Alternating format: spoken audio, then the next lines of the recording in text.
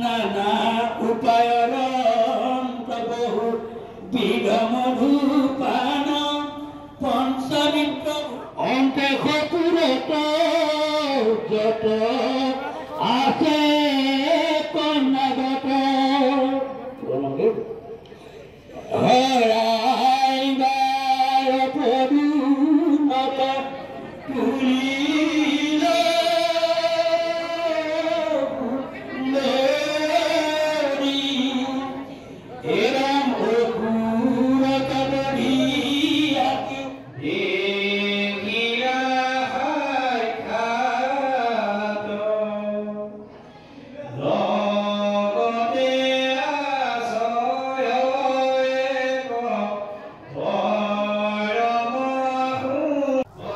লাহলিয়াল নামঘৰত যি তিনিদিনীয়া বৰ্ণাঢ্য কাৰ্যসূচীৰে ভাগৱত পাঠ আৰু ব্যাখ্যা অনুষ্ঠান আৰম্ভ কৰিছে।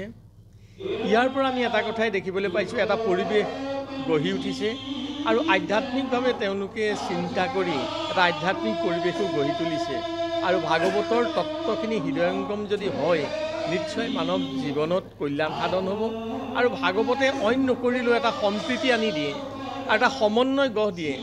সম্প্ৰীতি, সমন্বয় আৰু সহযোগিতা হৈছে এটা জাতিৰ জীৱন্ত শক্তি। এনে শক্তি যদি আমাৰ অটুট থাকে, আমাৰ অসমীয়া সমাজখন নিশ্চয় সদায় একত্ৰিত হৈ থাকিব আৰু সমাজখন সদায় আগবাঢ়ি যোৱাত সহায় হ'ব। লাহলিয়াল গাঁওবাসী ৰাইজ আৰু আঞ্চলিক ৰাইজৰ সহযোগত আমি তিনিদিনীয়া কাৰ্যসূচীৰে অখণ্ড ভাগৱত ব্যাখ্যা অনুষ্ঠান অনুষ্ঠিত কৰি আজি দ্বিতীয় দিনাৰ কাৰ্যসূচীত আমি ভৰি দিছোঁ। ইয়াত আউনীআটী সত্ৰৰ ডেকা সত্ৰাধিকাৰ প্ৰভু দেৱানন্দ দেৱ গোস্বামী আহি যি মধুময় ব্যাখ্যা আগবঢ়াইছে, তাত সকলো ৰাইজ আপ্লুত হৈছে আৰু আগলৈকো যাতে এনেদৰে আমি অনুষ্ঠান কৰিব পাৰোঁ তাৰ প্ৰতি ৰাইজে আমাক নথৈ আশীৰ্বাদ দিছে। আৰু আমি এই ভাগৱত ভাগ অনুষ্ঠিত কৰাৰ উদ্দেশ্য হ'ল আমাৰ যি যুৱ সমাজৰ পৰা আমাৰ আধ্যাত্মিক বস্তুটো আঁতৰি যাব বিচাৰিছে, তাক আমি একত্ৰিত কৰি বিশ্ব শান্তিৰ উদ্দেশ্যে আমি যাতে ভাগৱতে আমাক শান্তি দিব পাৰে তাৰ আশা কৰি আমি এই উদ্দেশ্যে ভাগৱত অনুষ্ঠানটি আৰম্ভ কৰা হয়। আমি তিনিদিনীয়াকৈ ভাগৱতৰ কাৰ্যসূচীটো আৰম্ভ কৰাৰ প্ৰথম উদ্দেশ্যই হ'ল যে আমাৰ লগতে বিশ্ব শান্তিৰ উদ্দেশ্য কৰিয়েই আমি এই তিনিদিনীয়া কাৰ্যসূচীৰে ভাগৱত ভাগ অনুষ্ঠান কৰিছোঁ।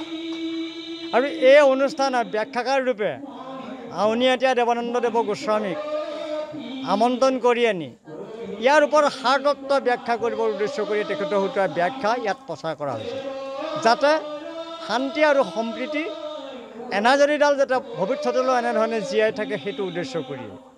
আৰু আমাৰ প্ৰথম দিনৰ কাৰ্যসূচী আছিলে পানী তোলা অৰ্থাৎ জলাৰোহণ, তাৰপিছত বৃক্ষৰোপণ, তাৰপিছত ধৰ্মধ্বজা উত্তোলন, তাৰপিছত নাম প্ৰসংগ আৰু ভাগৱতৰ অনুষ্ঠান আৰম্ভ। এনেধৰণে কাৰ্যসূচী আমি আগবঢ়াই অনা হৈছে। আৰু শেষত আমি নাম প্ৰসংগৰে এই মহাভাগৱত ৰাখনি কৰিম। এইকাৰণে আমি এই চিন্তা চৰ্চাটো কৰিলোঁ, কাৰণ উচ্ছৃংখলাৰ যুৱ সমাজে এই দিশটো আধ্যাত্মিক দিশটোৰ পৰা অকণমান আঁতৰি যাবলৈ চেষ্টা কৰা হৈছে। গতিকে তেখেতসকলক যাতে একত্ৰ কৰি ৰখাব পৰা যায়, সমাজৰ এজন প্ৰতিষ্ঠাপক হিচাপে জীয়াই ৰখাব পৰা যায়, এই চেষ্টাতে আমি এই কামখিনি কৰা হৈছে। আমি লাহলিয়াল গাঁওবাসী ৰাইজে যোৱাকালিৰ পৰা তিনিদিনীয়া কাৰ্যসূচীৰে মহাভাগৱত অনুষ্ঠানটি পালন কৰিছোঁ। লগতে আউনীআটী সত্ৰৰ ডেকা সত্ৰাধিকাৰ মাননীয় শ্ৰী শ্ৰী দেৱানন্দ দেৱ গোস্বামীদেৱে আমাৰ এই অনুষ্ঠানটিত ব্যাখ্যা কৰি আগবঢ়াইছে আৰু তেখেতৰ ব্যাখ্যাত আমি লাহলীয়ালবাসী ৰাইজ তথা এই অঞ্চলৰ 6খন গাঁৱৰ সমূহ ৰাইজ আহি ইয়াতে একত্ৰিত হৈ তেখেতৰ ব্যাখ্যানুষ্ঠান অতি সুন্দৰৰে শ্ৰৱণ কৰিছে আৰু এতিয়া বৰ্তমান তেখেতৰ অকণমান জিৰণি সময়ত ভাগৱতৰ পাঠ আৰম্ভ হৈ চলি আছে। অহা কালিলৈও এই পাঠ আৰম্ভ হ'ব। লগতে জনসাধাৰণৰ সমাগমৰ লগতে বিয়লি 3মান বজাত হয়তো আমাৰ এই নাম কীৰ্তনেৰে ভাগৱত সমাপন কৰা হ'ব।